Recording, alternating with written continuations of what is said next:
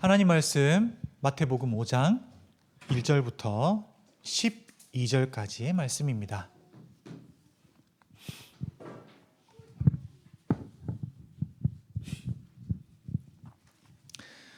마태복음 5장 1절부터 12절까지의 말씀입니다. 마태복음 5장 1절부터 12절까지의 말씀, 우리 한 절씩 교독하고 마지막 절 합독하도록 하겠습니다. 제가 먼저 읽겠습니다. 예수께서 무리를 보시고 산에 올라가 앉으시니 제자들이 나아온지라. 입을 열어 가르쳐 이르시되 심령이 가난한 자는 복이 있나니 천국이 그들의 것임이요 애통하는 자는 복이 있나니 그들이 위로를 받을 것이며 온유한 자는 복이 있나니 그들이 땅을 기업으로 받을 것임이요 의에 줄이고 목마른 자는 복이 있나니 그들이 배부를 것이며 긍휼히 여기는 자는 복이 있나니 그들이 긍휼히 여김을 받을 것임이요 마음이 청결한 자는 복이 있나니 그들이 하나님을 볼 것이며 화평하게 하는 자는 복이 있나니 그들이 하나님의 아들이라 일컬음을 받을 것임이요 의인을 위하여 박해를 받는 자는 복이 있나니 천국이 그들의 것임이라. 나로 말미암아 너희를 욕하고 박해하고 거짓으로 너희를 거슬러 모든 악한 말을 할 때에는 너희에게 복이 있나니 기뻐하고 즐거워하라. 하늘에서 너희의 상이 큼이라. 너희 전에 있던 선지자들도 이같이 박해하였느니라. 아멘.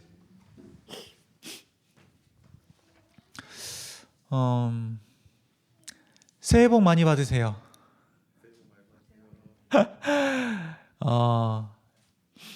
1년 동안 이 말을 몇 번 정도 듣는 것 같으세요? 1년 동안.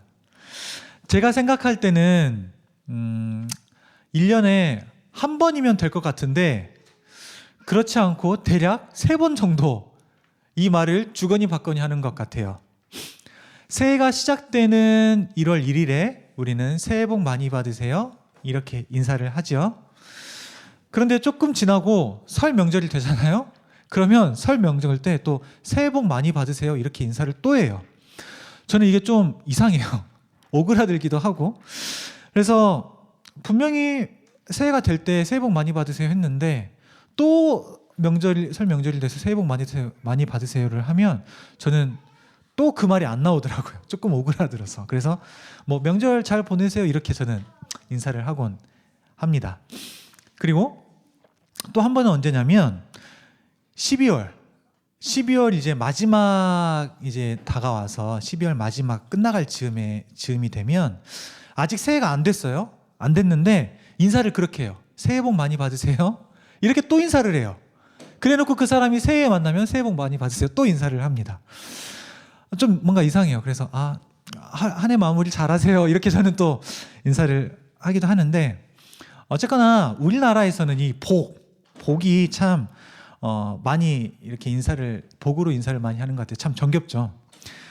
서로 축복해주고 복을 많이 받으라고 참 좋은 것 같아요. 복 많이 받으면 얼마나 좋으니까 얼마나 좋으면 이 복에 대해서 복 많이 받으라고 계속 인사를 하는 걸까. 어쩌면 오늘 본문이 이 복에 관심이 참 많은 우리에게 주목해보면 좋은 말씀이지 않을까라는 생각이 들어요. 오늘 예수님도 이 복에 대해서 말씀을 하시거든요. 우리는 새해 복 많이 받으세요 이렇게 인사를 하는데 정확하게 자세히 어떤 복 많이 받으라고 이렇게 인사를 하진 않아요. 그냥 새해 복 많이 받으세요 정도지. 새해에는 물질의 복을 많이 받으세요. 돈의 복 많이 받으세요 이렇게 인사 안 하고요. 새해에는 작년에는 좀 힘들었죠? 새해에는 건강의 복을 좀 많이 받으세요. 뭐 이런 식으로 인사 안 하거든요. 그냥 두루뭉술하게 새해 복 많이 받으세요 이렇게 인사를 한단 말이에요. 오늘 근데 이 본문에서 예수님은 복에 대해서 자세하게 말씀을 해주세요. 우리처럼 이렇게 두루뭉술하게 이렇게 이야기하지 않고 자세하게 말씀을 해주시니까 오늘 이 예수님께서 말씀하신 복을 우리가 한번 살펴보면 좋겠다 싶어요. 말씀을 살펴보기 전에 좀 배경을 제가 설명하면 좋을 것 같아서 배경을 좀 먼저 설명해 보면 예수님께서 공생애를 시작하시기 전에 성령에게 이끌려서 마귀에게 시험을 받습니다. 3가지의 시험을 받으세요. 광야로 가서 3가지의 시험을 받으시고 죄송해요. 그곳에서 40일의 금식을 하셨습니다. 그리고 예수님께서 하나님의 말씀으로 그 마귀의 시험을 이기십니다. 시험을 받으신 이후에 바로 이제 공생애가 시작이 됩니다. 공적인 사역이 시작되는 거예요. 예수님께서 가장 먼저 하신 것이 무엇이었냐? 성경은 하나님 나라를 선포했다 이렇게 말합니다. 하나님 나라를 선포했다. 회개하라 천국이 가까이 왔느니라 이렇게 선포하셨어요. 외치셨습니다. 다음으로 하신 일이 뭐냐면 다니시면서 제자들을 부르셨다입니다. 제자들이 예수님이구나 하고 와서 예수님을 쫓아간 것이 아니라 예수님이 제자들을 찾아가서 그들에게 내 제자가 될래? 내 제자가 되거라 이렇게 말씀하셨어요. 그래서 제자들은 모든 것을 버려두고 예수님을 따랐습니다. 그리고 난 다음에 갈릴리 지방 그리고 온 그 지역을 두루 다니시면서 예수님께서는 가르치시며 다시금 천국 복음을 전파하셨다 이렇게 말해요. 이 순서가 이해가 되시죠? 악을 이기신 예수님이 악으로 힘들어하는 그들을 고쳐주시고 예수님은 진정으로 소망해야 되는 천국 복음에 대해서 전파하셨습니다. 그러니까 천국에 대한 소망을 심어주고 계셨던 거예요. 단순히 그 질병과 악한 것들을 고치실 뿐만이 아니라 천국 소망에 대해서 계속 말씀을 하셨어요. 예수님은 이 사역을 하셨습니다. 그런데 이 예수님이 당시에 큰 이슈가 됐어요. 그래서 많은 무리들이 몰려왔습니다. 도대체 병을 고치고 질병을 고치고 악한 귀신을 쫓아내는 저자가 누구냐? 천국을 말하는 저자가 도대체 누구냐? 하나님 나라에 대해서 말하는데 저자가 누구냐?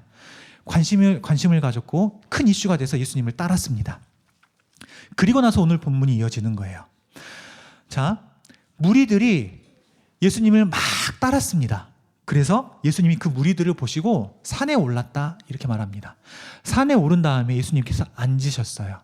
앉으신 다음에 이제 앉으시니까 제자들이 예수님께로 나와서 똑같이 앉았죠.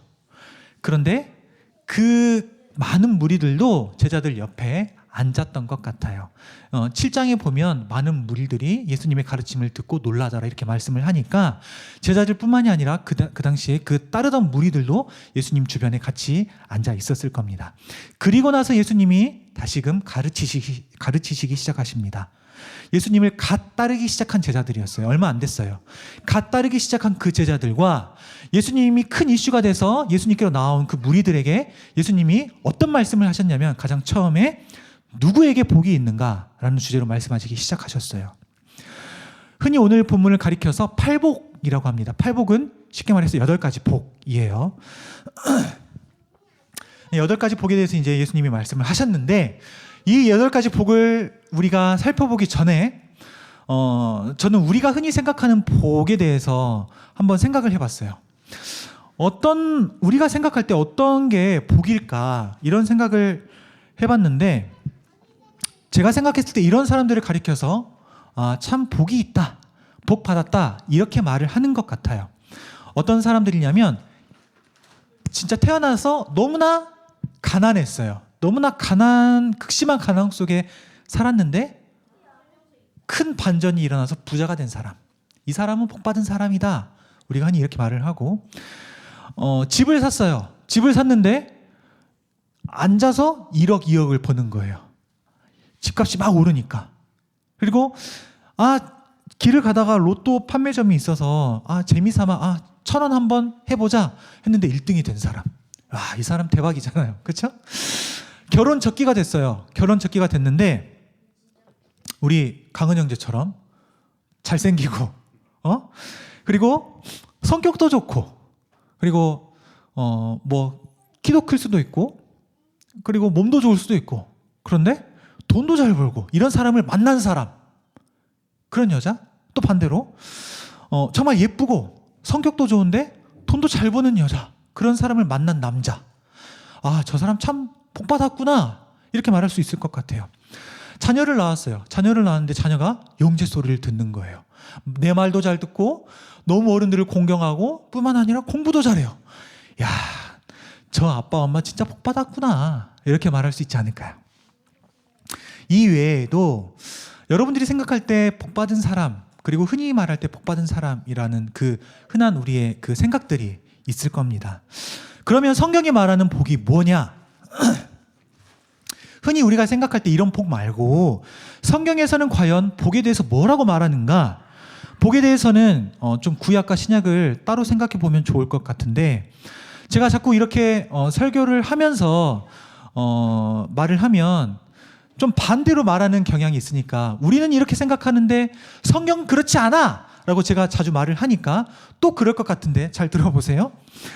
구약 성경에서 어떤 복을 말하냐면 현세의 복을 말해요. 대박이죠. 구약 성경은 현세적인 복과 관련해서 언급하고 있다는 거예요. 물질의 복을 말해요. 자손의 복을 말하고, 높은 지위에 오르는 것이 복인 것처럼 말을 하고, 장수하는 것이 복이다 이렇게 말을 해요. 이런 것들을 가리켜서 구약 성경에서 복받은 사람이라고 말을 하는 거예요. 하나님이 그에게 복을 주셨다. 하나님이 그에게 다른 사람들과는 비교할 수 없는 복을 허락하셨다.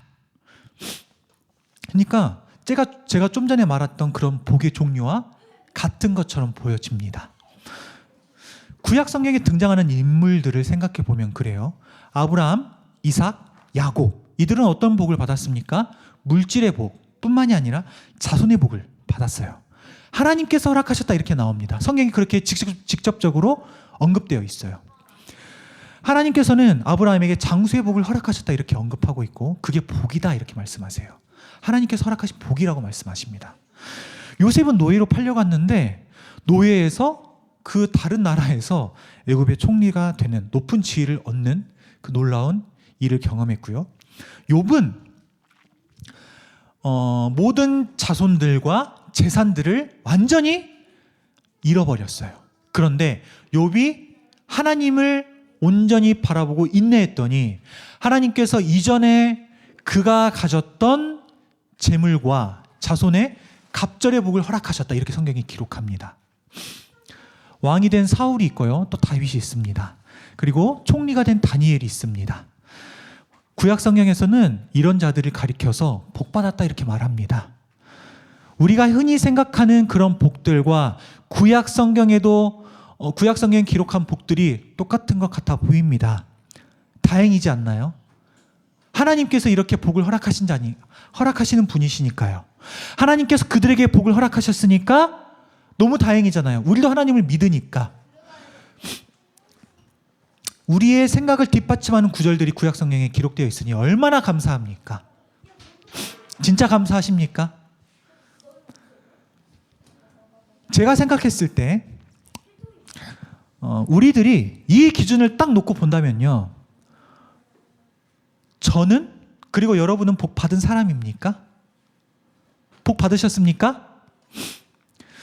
정말 죄송한 말씀이지만 제가 봤을 때는 저도 그렇고 여기 있는 여러분들도 그렇고 온라인을 함께하는 여러분들도 그렇고 이 기준에서 보면 복과는 거리가 멀어 보여요. 우리가 지나가다가 로또 판매점의 현수막을 보면 누군가는 1등, 2등이 뭐 몇 명이 됐다더라, 이렇게 몇십 명이 됐다더라 이렇게 적혀 있어요. 그런데 우리는 로또를 사면 어때요? 제가 사봐서 알아요. 끽해봐야 5,000원이에요. 아니면 하나 두 개 맞는 게 어렵더라고요. 누군가는 부동산에 투자해서 앉아서 1, 2억을 벌었다 이렇게 말하는데 우리는 우리의 명의로 된 집이라도 있어야 이걸 기대라도 해보죠. 아파트는 많은데 내 아파트는 없다. 명언 아닙니까?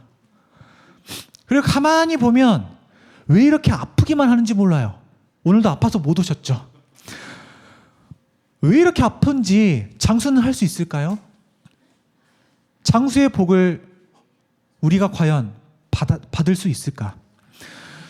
요셉처럼 극적인 반전의 상황이 일어나서 한순간에 우리들의 어려운 상황이 뒤바뀌지 않는 것 같고, 욥처럼 힘들어요. 힘들어서 내가 하나님을 의지하고 인내하는데 여전히 내 소유는 갑절이 아니라 마이너스예요.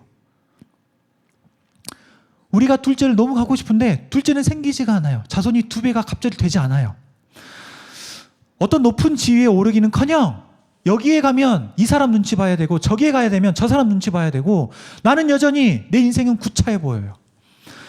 도대체가 구약에서 말하는 복을 우리가 기준으로 삼고 본다면 우리가 생각하는 그 기존에 생각했던 복들과 참 개념이 닮아 있는 것 같지만 그 복이 우리와는 전혀 상관이 없을 뿐만이 아니라 우리는 복이 없는 사람이구나 라고 생각할 수도 있을 것 같단 말입니다.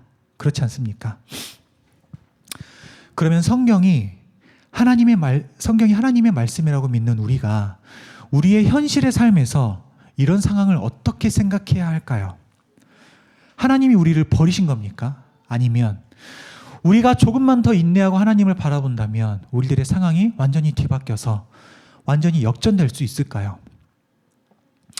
우리가 구약의 그 복을 기준으로 삼고 본다면, 우리의 인생을 본다면 우리가 하나님의 자녀이긴 하지만 그냥 내놓은 것처럼, 내놓은 자식처럼 우리 자신을 생각할 수도 있을 것 같단 말입니다. 자, 그러면 이번에는 신약에서 말하는 복이 무엇인지 우리가 한번 생각해 보면 좋을 것 같아요. 구약의 복이 우리와 맞지 않아서 신약에서 말하는 복을 찾는 것이 아니라 예수님께서 오신 이후에 그러면 신약에서는 복에 대해서 어떻게 말하고 있는가, 조금은 다르기 때문에 제가 이것을 구분해서 보자 이렇게 말씀을 드렸던 겁니다. 구약에서 말하는 복이 뭐라고 말씀하고 있는가? 만약에 구약에서 말하는 복과 신약에서 말하는 복이 똑같다고 한다면 복의 기준이 그와 같은 것들이라고 한다면 복의 근원 되시는 예수님, 우리가 예수님을 어떻게 봐야 할까요? 복의 근원 강림하사라고 하는 찬송 알죠? 찬송가 28장 복의 근원 강림하사 알잖아요? 예수님께서 복의 근원 되신다고 하는데 복의 근원 되시는 예수님을 우리가 어떻게 바라봐야 합니까? 예수님만 보더라도 구약의 복과는 거리가 멀다는 것을 우리가 쉽게 알 수 있어요. 세상의 모든 것이 예수님께 속했습니다. 그렇죠? 세상의 모든 것은 예수님 거예요. 이 세상에서 예수님은 세상의 모든 것을 가진 분이시지만 세상의 부요함은 예수님과 거리가 멀었습니다. 영원 전부터 영원까지 살아계시는 분이 예수님이십니다. 그런데 예수님은 이 세상에서 장수하지 않으셨어요. 젊은 나이에 십자가에 달려서 죽으셨습니다. 창조주이시며 세상의 왕 되시는 예수님께서는 높은 지위가 아닌 낮은 자리에서 태어나셨고 낮은 자리에서 섬기셨습니다. 제자들은 어떻습니까? 제자들도 마찬가지죠. 그렇죠? 그들은 예수님이 나를 따르라라고 했을 때 다 버리고 따랐다 성경은 기록합니다. 그러니까 있던 것도 버리고 따른 거예요. 내가 있던 것 가지고 아둥바둥 살고 조금만 더 이렇게 아둥바둥 살지 않고 예수님을 따른다고 할 때 다 버리고 따랐다고요. 뭘 가졌습니까? 주님 한 분이면 만족합니다라는 고백을 하면서 예수님을 따랐잖아요. 뿐만 아니라 제자들은 예수님께서 그러셨던 것처럼 안정적이고 평안한 삶이 아닌 고난과 박해를 받으며 살았습니다. 돌에 맞아서 죽고요. 십자가에 거꾸로 매달려서 죽고 칼에 목이 베어서 죽었어요. 그러니까 구약 성경에서 말하는 복과는 아주 달라요. 다니엘 보세요. 다니엘 죽음의 그 위협에서 살아나잖아요. 다니엘의 세 친구들 어떻습니까? 불구덩이에, 사자굴에 다니엘과 세 친구들은 그 극적인 그 어려움 속에서 건져냄을 받는다고요. 욥도 그래요. 그렇잖아요. 그런데 예수님의 제자들, 복의 근원 되시는 예수님과 가장 가까이 있었던 제자들은 그와는 정반대의 삶을 살았단 말입니다. 어쩌면 그들은 우리보다도 더 누리지 못했고요. 우리보다도 더 힘든 삶을 살았던 것 같아요. 도대체 복의 근원 되시는 예수님을 따랐다고 하는데 어떻게 이걸 생각해야 하는 걸까?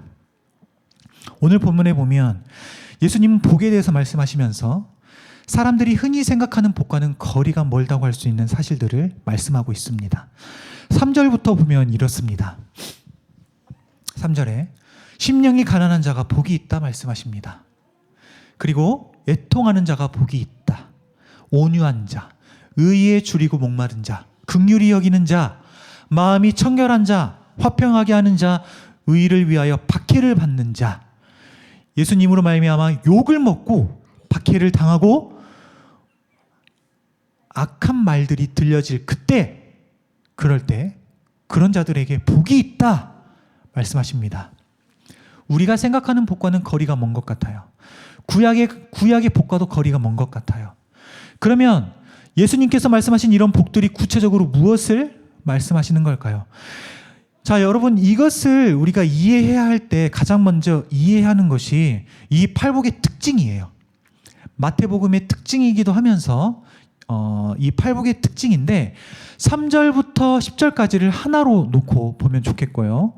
처음에 시작한 이 3절과 10절까지 끝맺는 그 10절, 그 10절에 똑같이 뭐로 되어 어떤 단어가 들어가 있냐면 천국이 들어가 있습니다. 천국. 그렇죠?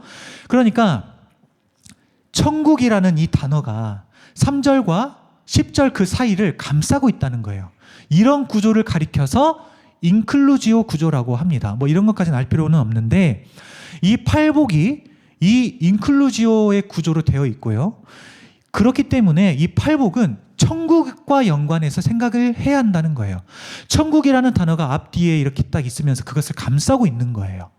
그러니까 이 구절들은 천국과 연관해서 이해해야 한단 말입니다. 이런 구조적인 특징을 생각하면서 3절부터 우리가 이 구절들을 살펴봐야 하는 거예요. 먼저 3절. 심령이 가난한 자를 말합니다. 이 심령이 가난하다고 하니까 무슨 물질적으로 가난하거나 마음이 가난하거나 이런 것을 말하는 게 아니에요. 여기서 심령이 가난하다고 하는 것은 심령, 그러니까 영적으로 가난한 것을 의미합니다. 영적인 가난함이에요. 영적으로 가난하면 어떨까요? 영적인 갈급함이 있는 거죠. 그러면 그런 사람은 어때요? 하나님을 의지합니다. 하나님을 사모합니다. 하나님의 도우심만 바라볼 겁니다. 하나님이 없으면 나도 없다라고 고백할 겁니다. 이런 자가 심령이 가난한 자예요. 그래서 이런 자들이 복이 있다는 거예요. 왜 복이 있어요? 천국이 그들의 것이기 때문에 그들에게 복이 있다. 이렇게 말씀하는 겁니다. 4절에서 애통하는 자를 말합니다. 애통한다는 것은 슬퍼한다는 거죠. 어떤 개인적인 문제 때문에 슬퍼하는 것을 말하는 게 아니에요. 본문에서 애통하는 자, 이것은 이사야서 61장 2절의 말씀을 그 말씀을 반영한 말씀이에요. 70인용으로 봤을 때 애통하는 자, 이게 똑같은 단어로 되어 있거든요. 이사야서 61장 2절에 이렇게 말씀합니다. 여호와의 은혜의 해와 우리 하나님의 보복의 날을 선포하여 모든 슬픈 자를 위로하시되, 이렇게 되어 있어요. 모든 슬픈 자가 여기서 말하는 애통하는 자와 똑같은 단어로 70인용에 되어 있습니다. 여러분, 이사야 시대에는 아수르 그리고 바벨론에게 억압과 압제를 당했습니다. 이스라엘이. 이 고통, 너무나 극심한 고통을 당했어요. 이런 고통이 그들에게 왜 있었을까? 예수님 당시에 경건한 사람들은 왜 그들에게 이런 시련과 고통과 압제와 억압이 있었다라고 생각을 했냐면 그들 개인적인 죄와 민족적인 죄, 공동의 죄가 하나님으로부터 극심한 죄가 하나님께 전달됨으로 인하여 그 외세의 수치와 억압과 압제가 있었다, 이렇게 생각을 했어요. 그래서 그들이 슬퍼했다, 이렇게 말하는 겁니다. 이해되십니까? 그러니까 이들이 슬퍼했던 것은 왜였냐면 죄 때문인 거예요. 죄 때문에 흘린 눈물이라는 겁니다. 죄 때문에 슬퍼했다는 거예요. 이런 슬픈 자들을 하나님께서 위로해 주시기를 바라는 것이 이사야서 61장 2절 말씀이고, 이런 맥락으로 본문 4절을 이해하면 되는데, 그러니까 이렇게 죄 때문에 애통하는 자들이 복이 있다는 겁니다. 왜 복이 있어요? 죄에 대한 애통은 결국 회개에 다다르게 되고 이것은 천국과 연결이 되는 거죠. 결국에 하나님께서 천국 백성인 그들을 위로할 것이기 때문에, 그렇기 때문에 복이 있다 말씀하는 겁니다. 5절. 온유한 자를 말합니다. 온유하다. 이것은 성품이 착하고 부드럽고 겸손하고 이런 사람을 말하는 게 아닙니다. 온유한 자는 시편 37편을 참고하면 이해할 수 있어요. 시편 37편 11절. 온유한 자들은 땅을 차지하며 라는 구절이 있어요. 온유한 자들은 땅을 차지하며. 여기서 온유한 자가 어떤 자들이냐면 억압과 박해 가운데에 인내하는 사람들을 말해요. 억압, 박해 가운데 인내하는 사람. 악인이 죽이고자 하는데 인간적으로 대항하지 않고 하나님을 의지하여 인내하는 거예요. 하나님께서 갚아주시기를 기대하는 것. 이게 시편 37편의 내용이거든요. 내가 힘이 없어서 그렇게 하는 것이 아니라 하나님께서 갚아주시기를 기대하는 겁니다. 이렇게 온유한 자는 복이 있다는 거예요. 왜냐하면 땅을 기업으로 받을 것이기 때문이죠. 여기서 땅은 세상의 땅을 말하는 것이 아니라 마찬가지로 천국과 관련해서 이해해야 합니다. 그러니까 온유한 자들이 기업으로 받을 땅은 새하늘과 새 땅, 그러니까 하나님 나라를 가리킵니다. 하나님 나라를 기업으로 받을 것이기 때문에 그들에게 복이 있다 이렇게 말씀합니다. 6절, 의에 줄이고 목마른 자를 말합니다. 여기서 의는 한자로 옳을 의예요. 옳을 의. 그러니까 의는 하나님께서 옳다고 여기시는 것들을 지금 말하고 있는 겁니다. 의에 줄이고 목마르다. 이해되시죠? 하나님께서 옳다고 여기시는 것을 바라는 겁니다. 거기에 대한 줄임과 목마름이 있어요. 이런 자들은 복이 있다 말합니다. 왜냐하면 그런 목마름을 하나님께서 천국 백성인 그들에게 천국 백성인 그들을 배부르게 할 것이기 때문에 그들에게 복이 있다 말씀합니다. 7절, 긍휼히 여기는 자를 말합니다.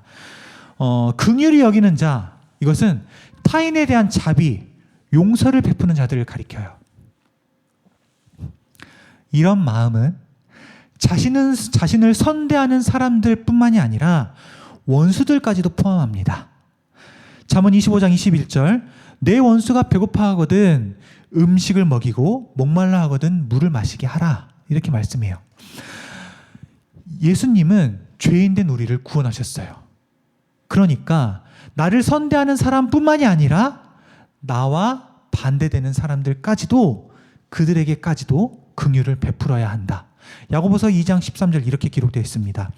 긍휼을 행하지 아니하는 자에게는 긍휼 없는 심판이 있으리라. 조금 무서운 말씀인 것 같아요. 긍휼을 행하지 아니하는 자에게는 긍휼 없는 심판이 있으리라. 그러니까 긍휼의 대상은 누가 되어야 하냐면 나에게 긍휼을 베푸는 사람뿐만이 아니라 나를 대적하고 나를 힘들게 하고 나를 어렵게 하는 그 사람 또한 긍휼의 대상이 되어야 된다. 우리의 긍휼이 여김이 그 긍휼이 여김을 받는 대상자들로 하여금 반드시 나에게 긍휼로 다시 돌아오지 않을 수도 있습니다. 그럼에도 불구하고 우리가 긍휼히 여겨야 하는 것은 하나님께서 우리를 기억하시고 우리에게 긍휼을 베풀어 주실 것이기 때문이고, 그렇기 때문에 이런 자들이 복이 있다 이렇게 말씀합니다. 8절에서는 마음이 청결한 자를 말합니다. 마음이 청결하다고 하는 것은 두 마음을 품지 않는 겁니다. 하나님을 향한 정결한 마음을 가리킵니다. 세상의 방향은 탐욕과 방탕이지만 이런 것으로 가득한 마음이 아닌 정결한 마음, 이런 자들은 장차 하나님을 볼 것이기 때문에 복이 있다 이렇게 말씀합니다. 9절에서는 화평하게 하는 자를 말합니다. 언어를 보면 이 화평하게 하는 자는 화평에 속한 자를 말하는 것이 아니라 화평을 만들어가는 자를 의미합니다. 그러니까 단순히 내가 화평에 속했기 때문에 화평하게 하는 자가 아니라 화평하지 않음 속에서 화평을 만들어가는 자, 이런 자들이 복이 있다 말합니다. 왜냐하면 이런 자들은 하나님의 아들이라 일컬음을 받을 것이기 때문이라고 말합니다. 하나님의 아들 예수 그리스도는 하나님과 인간 사이에 막혀있던 담을 허무시고 화평케 하는 자의 모범이 되셨습니다. 화평하게 하는 자, 그런 자들 또한 하나님의 아들이라는 일컬음을 받게 되고, 이 말은 결국 하나님을 닮은 자가 된다라는 말이겠죠. 이렇게 하나님의 아들이라 일컬어지는 것은 천국 백성으로서의 삶을 의미할 것이며, 따라서 이런 자들 또한 복이 있는 자를 가리키는 거죠. 10절에서는 의를 위하여 박해를 받은 자에 대해서 말합니다. 하나님을 믿고 옳은 것을 따라 살아가려고 하는 자들, 하나님의 그 옳음을 하나님의 그 옳음을 따라 살아가려고 하는 자들, 그들이 불이익과 박해와 억압을 당할 수 있다. 초기 기독교에서 이 의를 따라 살아가려고 하는 그 제자들은 박해를 받았고, 현재에도 예수님을 따른다라고 할 때에 박해를 받는 경우들도 많이 있습니다. 이런 자들이 복이 있다라고 말하는데, 왜냐하면 천국이 그들의 것이기 때문에 복이 있다 말씀하는 거예요.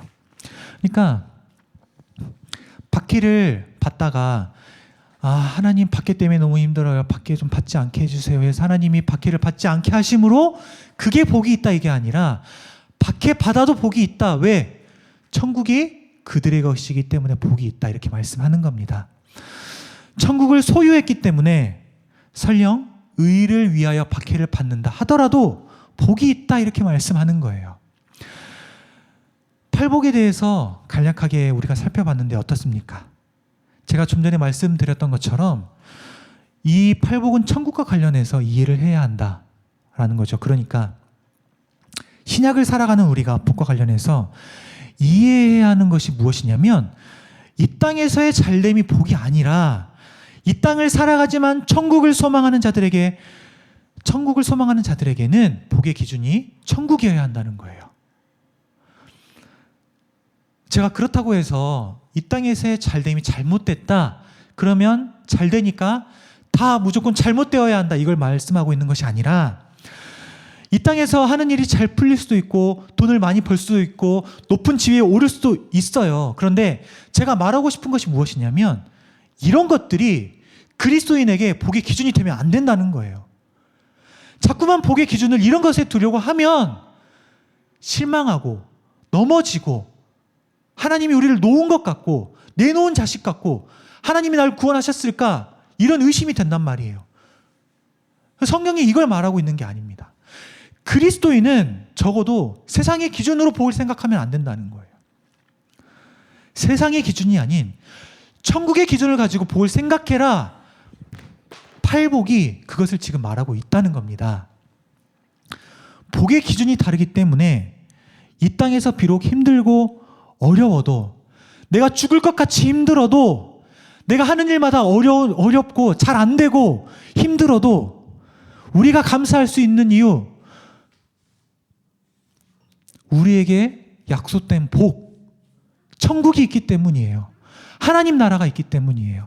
하나님께서 우리를 하나님의 아들 삼아주셨고 하나님께서 우리를 위로하신다 말씀하시고 하나님께서 우리를 긍휼히 여기신다 말씀하시잖아요. 야, 너 지금 힘드니? 비록 지금은 그럴지라도 내가 널 위해서 하늘의 기업을 예비해 두었어. 내가 널 위로해 줄게. 야, 천국이 내 거야. 너 지금 힘드니? 괜찮아. 내가 너를 배부르게 해줄게. 너 지금 내가 없는 것 같니? 너무 힘드니? 야, 천국에서 너 나 볼 거야. 내가 너를 지금도 보고 있고 앞으로도 영원히 끝날까지 내가 너를 지켜볼 거야.